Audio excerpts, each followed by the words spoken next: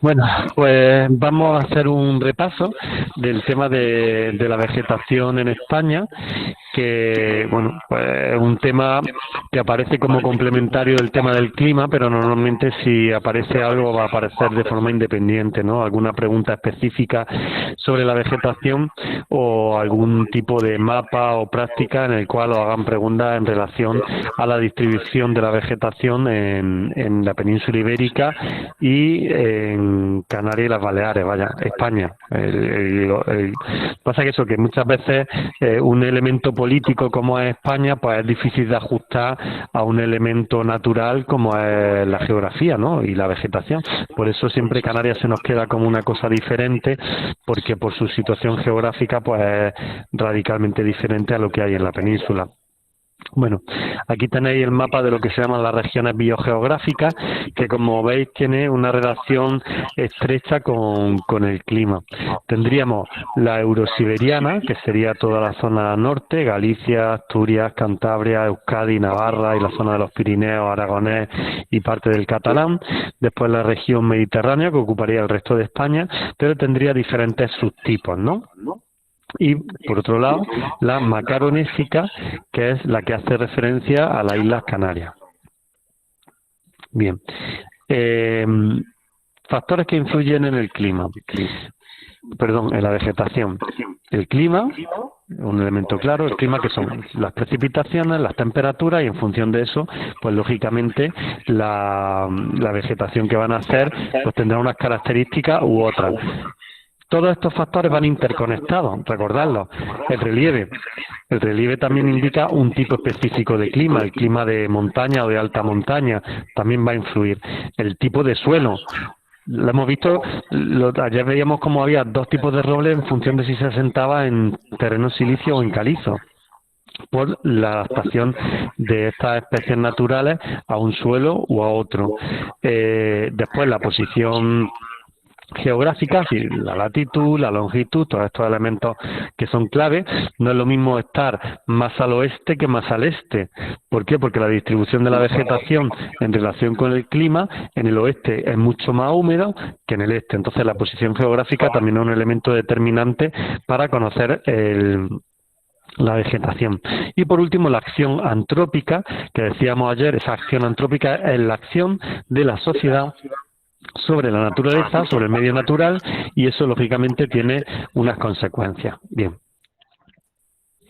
Las principales formaciones, pues las que ya hemos señalado, la eurosiberiana, la mediterránea, la macaronésica, y después con dos elementos específicos que tienen que ver con el relieve, por un lado las zonas de montaña y por otro lado las zonas de ribera.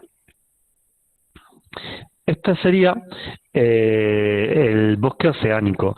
Los que estáis en casa hoy podéis ver el mapa, que ayer no podíais verlo por el fallo de la pizarra digital.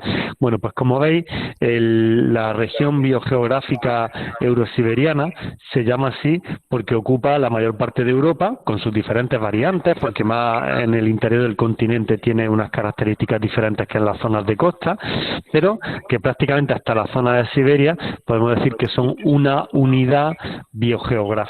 Y en la zona, en España, pues en la zona norte, Galicia, como hemos visto antes, la cornisa cantábrica y parte de la zona de los Pirineos, la que estaría en este ámbito biogeográfico, ¿no? El eurosiberiano. ¿Qué vamos a encontrar en esta región? Pues vamos a encontrar diferentes tipos de especies arborícolas y de arbustos relacionados con un clima muy específico que es el oceánico, con una humedad importante y con una temperatura, en el caso español, suave por la cercanía a la costa de la zona eurosiberiana, ¿vale? Como hemos dicho, no es lo mismo, tiene muchas similitudes, pero no es exactamente igual la zona eurosiberiana de costa, la propia zona de la Bretaña francesa, Normandía, que con las zonas de interior. ¿Por qué? Porque en la zona de interior, como ya hemos visto en relación a la propia península, la aridez del clima es mucho mayor. Los extremos, las temperaturas máximas y mínimas, las precipitaciones, pues todos están modulados por ese factor de la continentalidad. Así teníamos, entre las especies más destacadas del de la zona biogeográfica eurosiberiana, el roble, ¿vale? Aquí tenéis dos imágenes de roble.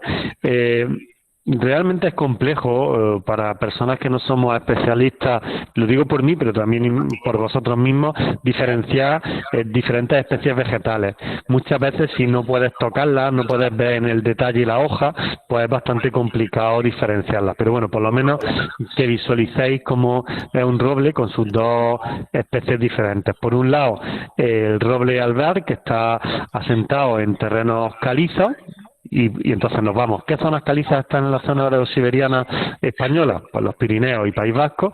Y después el roble carballo, que es otra variante, pero que está vinculado a los suelos silíceos, ¿no? Que fundamentalmente están en la zona del antiguo Zócalo, ¿no?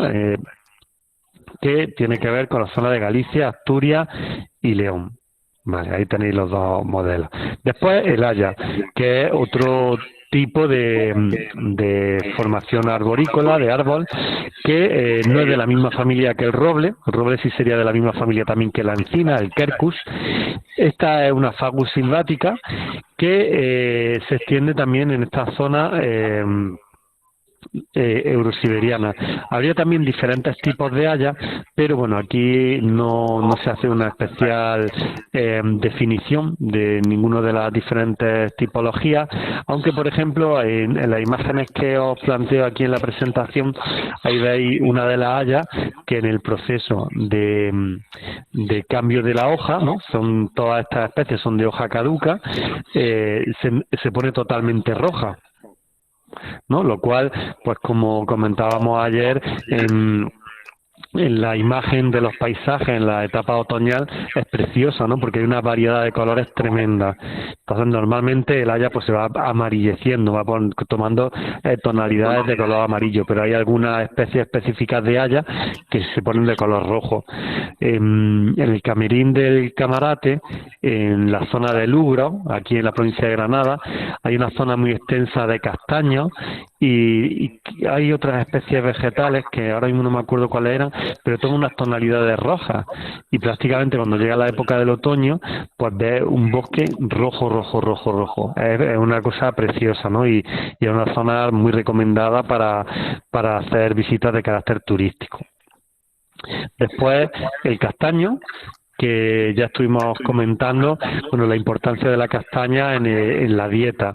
Es una especie vegetal que viene de Europa Oriental, o sea, podemos decir que es foránea, que viene de fuera, pero se ha adaptado muy bien a lo largo de cientos de años. Me explico que no es una cosa que haya pasado hace 2 días, ¿no? Los castaños pueden tener cientos de años y simplemente con que acerquéis a un castaño en la Alpujarra veréis el diámetro enorme que tienen los más antiguos. La castaña se convirtió en un elemento importante en la dieta de la población europea y española de aquel momento. En la zona andaluza encontramos castaños en las sierras. O sea, el castaño no solamente lo podemos vincular al clima, al espacio eurosiberiano, sino también en las zonas de alta montaña podemos encontrar de forma diseminada algún roble, haya y también castaños, ¿no? ¿Por qué? Porque se asemeja por el tema de la humedad en función de qué cadena montañosa y de la temperatura, se asemeja en algunos de los diferentes estratos de altitud que tienen las cadenas montañosas, se asemeja a lo que pudiera ser el clima eurosiberiano, por lo cual esas especies se han desarrollado también en estas zonas. La forma característica del fruto, ¿no?, envuelto en esa especie de bolsa de espinas que al final se abre y acaba cayendo al suelo. Precisamente esta es la época en la que se recogen las castañas. Ya habréis visto, pues, si habéis estado por Granada últimamente dando un paseo y no en la calle Ganivedes pegando saltos, pues habréis visto que ya están las castañeras, que es una imagen típica granadina también y de otras zonas, pues ya están con sus castañas asándolas, ¿no?, para la gente que quiera comprarlas.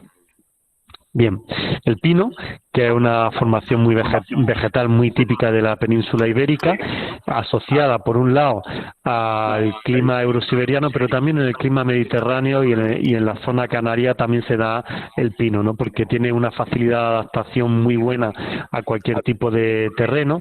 Incluso en los años 50 y 60 que se produjeron la repoblación de importantes zonas de la península, se repobló con pino porque es una especie que bueno que crece con rapidez y que su adaptación a tanto a la sequía como al frío como a elementos climáticos adversos es fácil.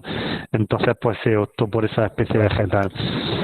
Tiene algunas características porque no son especialmente buenas y que si os fijáis en la mayor parte de los sitios debajo del pino no crece nada porque por las características de esta especie, pues hace que todo el entorno de alrededor, el sotobosque y esto, pues no crezca. Tenemos tres especies, la del pino, el pino canario, está claro que es sobre todo en las Islas Canarias, y después tendríamos el pino silvestre o pino albar y el pino pinastar o pino resinero, que hay mucho también por toda esta zona. Los pinos del Chaparral, los que vivimos por allí, y si no los que pasáis por allí alguna vez a visitarnos, son en su mayoría pinos resineros, que son pinos muy altos. Sin embargo, también han plantado algunos pinos más chiquitillos que serían del tipo pino albar. Por lo cual esta diapositiva se repetirá en el clima mediterráneo, ¿vale? Porque el pino también se repite en esa zona climática. El matorral atlántico, el matorral como tal viene a ser el espacio en el cual se produce la degradación del bosque atlántico. El bosque atlántico es un bosque alto, si os habéis fijado, los pinos, las hayas, los robles son muy altos, por lo cual no dejan pasar la luz hacia abajo, y lo que es el sotobosque, que crece abajo, las matillas, por decirlo de alguna manera, que no son árboles, sino que no son matas, pues no crecen mucho y hay escasez de las mismas, ¿no? Sin embargo, pues cuando ese bosque, por la acción humana, por temas climáticos, por cualquier otra cosa, se va degradando, entonces sí aparece un desarrollo específico de matorral vinculado a esas características climáticas y esos condicionantes o factores específicos del eurosiberiano. Y ahí tenéis pues las principales especies: el piornal, la retama, el brezo y el tojo. Muchas de estas especies también las encontraremos en zonas de alta montaña. Sierra Nevada podemos encontrar algunas de estas especies, o en zonas también de clima mediterráneo, ¿vale? La retama, por ejemplo, la encuentras también en el clima mediterráneo. Son muy similares, como fijáis, además están en época de floración las imágenes que os he puesto, por lo cual ese color amarillillo pues la toman la mayoría de ellas. Y el brezo es muy característico y es verdad que sí que tiene unas tonalidades diferentes. Ya os comenté el otro día que en la entrada del Lidl, ahora por la estación del año en la que estamos, podéis ver un montón de plantas de brezo que están, para quien le guste, pues poder plantarlas en su casa. Después, lo que se llama el bosque marescente es una adaptación de determinados tipos de árboles del ámbito eurosiberiano, pero ya con unas características de mayor aridez. Si tenemos un modelo tipo que es el del bosque eurosiberiano con la haya y con los robles, después tenemos la degradación que es el matorral, y por último pues ya zonas de eurosiberianas que están lindando con zonas del Mediterráneo y que la aridez ya es mucho mayor, y entonces encontraríamos lo que es el quejigo y lo que es el rebollo, ¿no? Como dos de esas especies arborícolas. Fijaos, el Quercus pirenaica y Faginea en la familia, ¿vale? Todos más o menos, un importante número de las especies vegetales provienen del mismo tronco familiar, ¿no? Es como hablar en las especies de los homínidos, que estamos nosotros, pero después están los chimpancés, están los gorilas, en fin, que sería una familia extensa de una misma raíz, que tenemos muchas similitudes a lo mejor físicas, pero que otro tipo de similitudes pues no las tenemos, por suerte para nosotros, vaya. Si estuviéramos recubiertos de pelo, aunque hay algunos que pudieran estarlo. Después tendríamos aquí la región mediterránea. Como veis, es algo común, pues todo el norte, lo que sería el Magreb, la península ibérica la mayor parte, zona del sur de Francia, la mayor parte del sur de Italia y la costa mediterránea italiana, Sicilia, Cerdeña y Córcega, bueno, Cerdeña y Córcega, la zona griega, en fin, esto es Túnez y esto es Libia, pero ya pegando a la zona egipcia. Bueno, pues a la zona de la región mediterránea donde tenemos un bosque perennifolio, que es perennifolio, de que no se le caen las hojas a los árboles, ¿no? Y que tiene esas características de que muchas tienen pinchos, que tienen formas picudillas para intentar evitar pues que los animales se las coman. Aunque hay animales como las cabras que se comen absolutamente todo. Una vegetación que está adaptada a la aridez estival, el estío. La etapa estival es el verano. ¿Qué ocurre en el Mediterráneo? Porque el verano es muy seco, muy seco. Entonces, no todas las plantas la aguantan. Un ejemplo muy tonto, me regalaron el año pasado unas flores de estas de invierno que son preciosas y las planté allí en mi macetero y en invierno aguantaron muy bien. Pero en verano, cuando empezó a llegar ya la primavera, eso, pues que iba haciendo,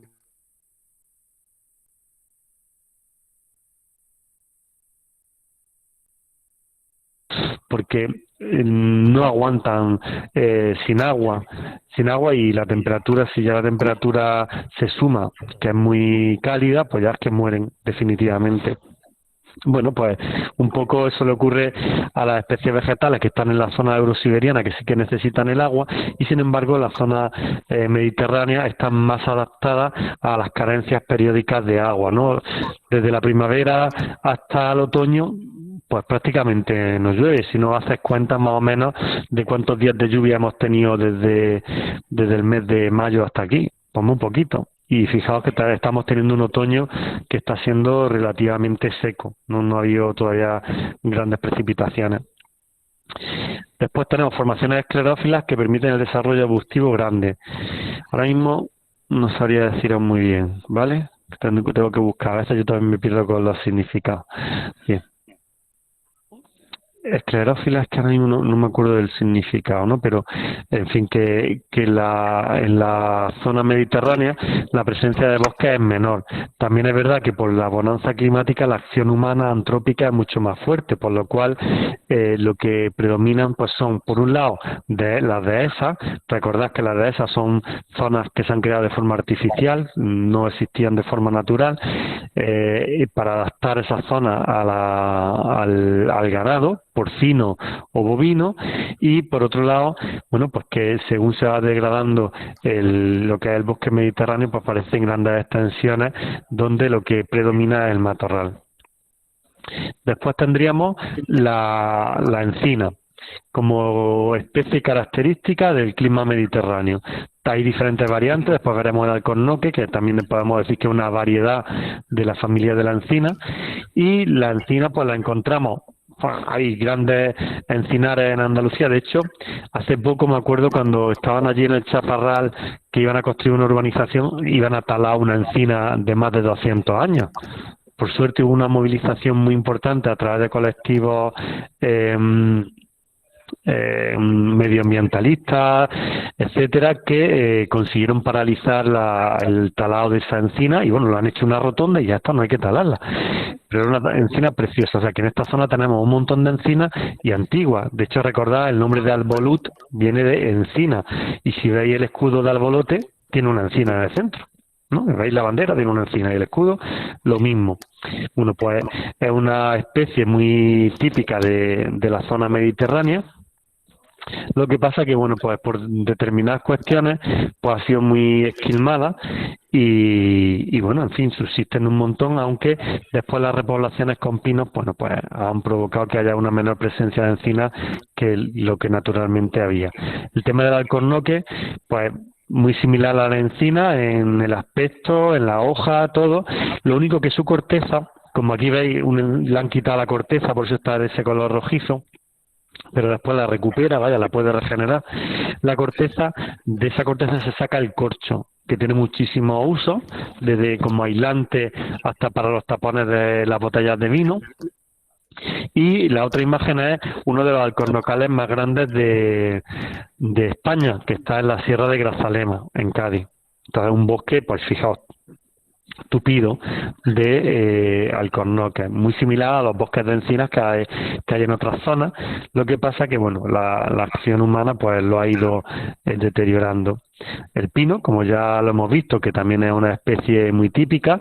De hecho, por ejemplo, este fin de semana he estado en el Parque Natural de Huetor, que está pues de Biznat, Parzacá, Huetor Santillán, toda esa zona, y es una zona fundamentalmente de pino. Hay encinas sueltas, hay pinzapos, que es una especie pues muy similar de la familia de los pinos, en fin, una zona preciosa. Entonces, después tendríamos el matorral, que en ocasiones convive con los árboles o empieza a desarrollarse en la zona más seca. Así tendríamos como principales formaciones de matorral la maquia, que son arbustos grandes, y la garriga, que son pues más pequeños, ¿no? O sea, es como si fuera una degradación. La maquia es una zona arbustiva más rica, la garriga un poco más pobre, y ya la estepa, donde encontramos exclusivamente hierbajos secos. La estepa podría ser, por ejemplo, por lo que vemos mucho por la zona de Baza, de Huéscar, y ya pues la garriga y la maquia pues podemos encontrarla por la zona que en la que vivimos, ¿no? ¿Qué os diría yo? Pues hacia Calicasa, toda esta zona ya más pegando a la sierra, donde sí que encontraríamos ese tipo de formación vegetal arbustiva, ¿no? Aquí tendríais, por ejemplo, creo que esto es retama. Aquí estos son cardos, lo que pasa es que están en flores, están rojos y están muy bonitos. Y aquí hay romero, se ve tomillo, en fin, esas típicas especies vegetales que podemos ir viendo en el matorral mediterráneo. Aquí he puesto varios ejemplos para que lo veáis más claro. Maquia de brezo, que son estos de aquí, de jara, que está en época de floración, por eso veis las flores blancas, pero después a la hora de diferenciarlo no es tan fácil, ¿vale? Pero ya por el tipo de hoja, y es un especialista si te lo distingue. Y después de la maquia de retama, que también está en flor en este caso, ¿vale? Ya son formaciones arbustivas ricas, por decirlo de alguna manera. Ya la garriga es más pobre, hay menos cantidad de matorral, y destaca la presencia, por ejemplo, del tomillo y el romero y el tomillo, para que lo diferenciéis bien, ¿no? Estas formas de agujita y esta que son como hojillas más carnosas, el tomillo y el romero, son hierbas aromáticas, ¿no? Que también es muy típico del matorral mediterráneo. En la estepa, pues ahí tenéis una imagen de lo que puede ser la estepa. Aquí el palmito, que son como unas palmerillas, el cardo, que lo habréis visto en un montón de sitios, el esparto, que además que en torno a la cultura del esparto, pues se hacen un montón de cosas, ¿no? De utensilios, de bolsas, se hacían los serones para los mulos, para que llevaran los aperos de labranza, el orégano, que también es muy utilizado en el ámbito culinario, en fin. Y después tendríamos las formaciones vegetales de ribera. ¿Qué tiene de especial? Bueno, pues que son formaciones vegetales que se crean en torno a los ríos y se diferencian de su entorno o del espacio, la región climática en la que están, porque hay una abundancia de agua vinculada a la presencia de ese río o zonas lacustres de lagos. Bueno, pues en estas zonas, ¿qué podemos encontrar? Pues pensad en la Vega de Granada, porque es una zona donde lo que pasa es que está la acción antrópica muy fuerte, entonces claro, no hay un bosque de ribera, pero sí que hay presencia de alguna de esas especies de ribera. Si queréis ver ya más propiamente aquí por la zona granadina un bosque de ribera, pues nos podemos ir a la zona de Huejar Sierra, que es zona de ribera, pero mezclada también con zona de montaña y alta montaña, zona de Huejar Sierra, Dílar, La Zubia. En toda esa zona podemos encontrar estas especies, que son pues básicamente álamo, chopo, en la Vega, que esta foto precisamente es de la Vega granadina. Estas formaciones de árboles que están todos muy en fila es porque el álamo es muy apreciado por su madera y se cultiva. De manera que tenemos un montón de álamos y podéis ir viendo como grandes conjuntos de diferentes edades, tamaños, porque la gente los cultiva, los va talando, vuelve a cultivar, vuelve a talar, y entonces pues claro, es un tema de producción agrícola. Los álamos Después el fresno, el sauce llorón, que este sí es muy fácil de identificar con esas hojas así cayendo, y el olmo. Después, si nos vamos a la zona de alta montaña, esto sería el Parque Natural de Ordesa, por cierto, lo digo para que os familiaricéis con esta imagen. Este es el Valle de Ordesa y Monte Perdido, que Monte Perdido es la zona esta de las cumbres. Bueno, pues en el bosque, la zona vegetal, o sea, la vegetación se caracterizaría en función de la altitud. Tened en cuenta que la altitud va a determinar diferentes cuestiones, tanto la presencia de más o menos humedad como el frío. Recordad que hay una cuestión que se llama el gradiente térmico, ya lo hablamos cuando hablamos de los climas, que según vamos elevándonos la temperatura es menor, hace más frío, ¿vale? De manera que tendríamos como estos diferentes pisos, ¿no? El piso basal, el montano, el subalpino, el alpino y el nival. En función de cada uno de los pisos encontraremos un tipo de vegetación diferente. Por ejemplo, en el basal, en la zona mediterránea, porque vamos a encontrar encinas. Si seguimos elevándonos, pues encontraremos en el piso montano encinas y robles. El pino, ya según vamos en el ámbito subalpino, y después, una vez que ya empezamos en lo que es ya propiamente alta montaña, piso nival y alpino, encontraremos algún tipo de vegetación tipo sotobosque, pero ya el desarrollo de especies arborícolas es muy limitado por la altitud. Recordad que la altitud, aparte del frío, también limita la cantidad de oxígeno. No, eso típico que para subir al Himalaya habéis visto muchas veces que van con sus mascarillas de oxígeno, porque el oxígeno que hay en la atmósfera es menor. La cantidad o concentración de oxígeno en las capas bajas de la atmósfera es mayor que en las más altas. Y después la Cantábrica. ¿Qué diferencia hay entre ambos ejemplos de la Cantábrica a la pirenaica o alpina? Pues la altitud. Las de origen alpino son mucho más altas y entonces no hay la misma estratificación y los pisos son mucho más amplios. Pues tendríamos aquí el pino basal, pues que ya está, roble y encina. Tendríamos también el piso montano, donde encontraríamos pues hayas, pino, el rebollo, que lo hemos estado viendo también antes, y lógicamente cuando ya llegamos a la época más alta, pues tendríamos por un lado la landa, esa formación típica de la degradación del bosque eurosiberiano, y después prados y pastizales por la no presencia de especies arborícolas. Este sería el ejemplo del Teide, porque teniendo en cuenta las condiciones climáticas, bueno, pues en la zona canaria es diferente, ¿no? Y especialmente en la isla de Tenerife, que es una de las más grandes, bueno, pues tenemos especies como la sabina, la taíba, la laurisilva, el pino canario, que son específicas de esa zona, ¿vale? Pero por lo menos para que tengáis una idea, por si os pusieran en la interpretación de algunos de estos espacios. Y después, lógicamente, ya en determinado momento desaparecen las especies arborícolas y continúan pues tipo de pastos hasta pues la desaparición totalmente de vegetación en la zona de la cumbre. Y con esto habríamos terminado toda la parte relacionada con la vegetación.